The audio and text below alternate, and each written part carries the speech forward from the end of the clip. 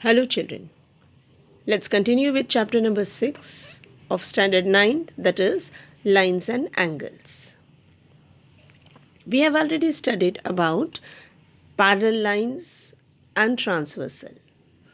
Now we are going to use the properties here in exercise 6.2. So let's begin with the work. This is the given figure and the question is find the values of x and y and then show that the lines AB and CD are parallel to each other. Now we'll be focusing on x and y, one each. Now if I talk about x and 50 degrees, they are forming angles in linear pair.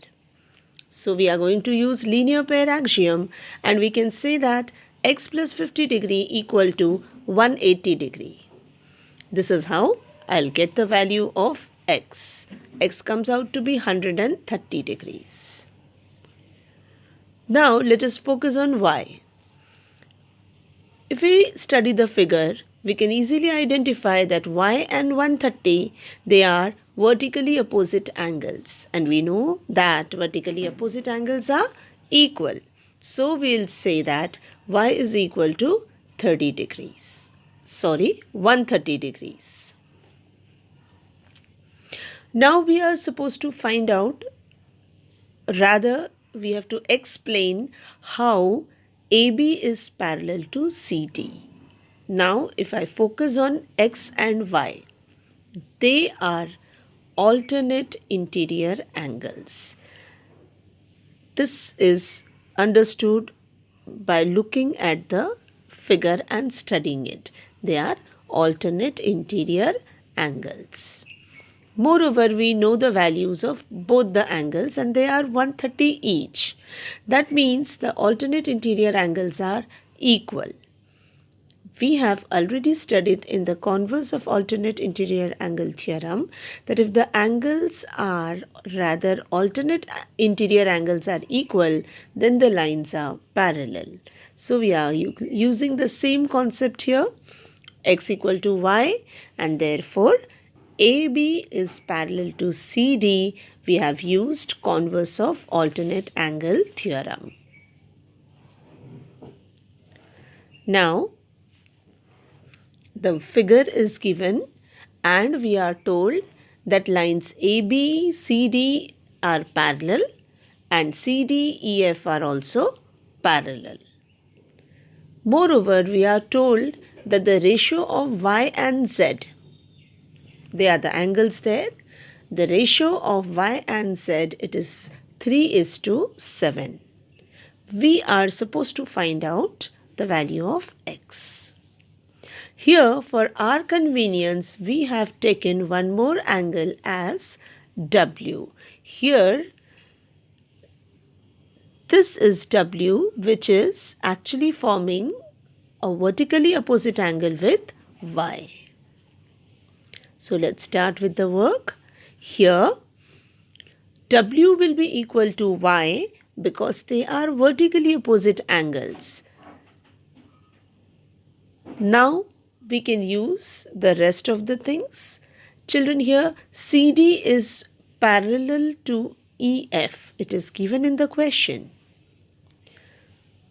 So we can say that W plus Z is equal to 180 degrees because they are co-interior angles and the lines are parallel. Therefore, the co-interior angles will be supplementary. So I can say that W plus Z is equal to 180. But our W is equal to Y, so we can substitute the value also. Now, after substitution, we can say that Y plus Z is equal to 180 degree. Here, we are already given the ratio of Y and Z. It is 3:7. So, we have taken a common multiplier as A. Here we have not taken x as the common multiplier because one of the angle is already given to be x. So we have avoided it. Here we have taken the multiplier as a. So we have written it as 3a plus 7a equal to 180 degree. Now we can solve and get the value of A, which comes out to be 18 degrees. With this, we can easily find out the actual value of y and z. So y comes out to be 54 degrees and our z also can be calculated. But our aim is to find out x. So here we will find out the value of x with the help of y itself. If we check the figure once again, AB and CD are told to be parallel. So x and y are co-interior angles, and that is why we are using co-interior angles theorem. And we conclude that x plus y will be equal to 180. After substituting the value of y, we'll get the value of x, which is here equal to 126 degrees. Now question number 3. This is the figure, and in the figure we are told that AB and CD are parallel to each other. EF is perpendicular to CD. So we have mentioned FED as 90 degree. Angle GED is also given. It is 126 degree. We are supposed to find out three angles. They are AGE, GEF and FGE. So let us start with all these things one by one.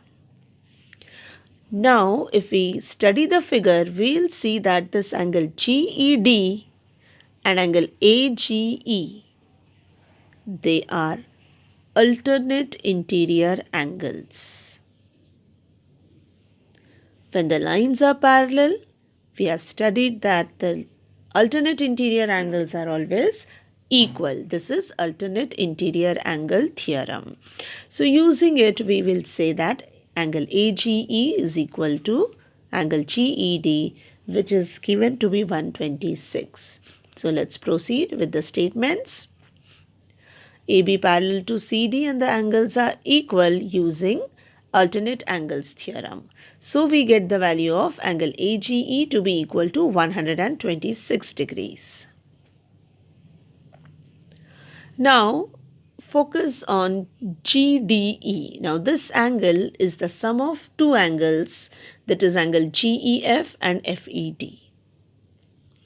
Out of this, we know the value of GED and the value of angle FED. With 2 known, we can easily find out the value of angle GEF. So let's substitute the values.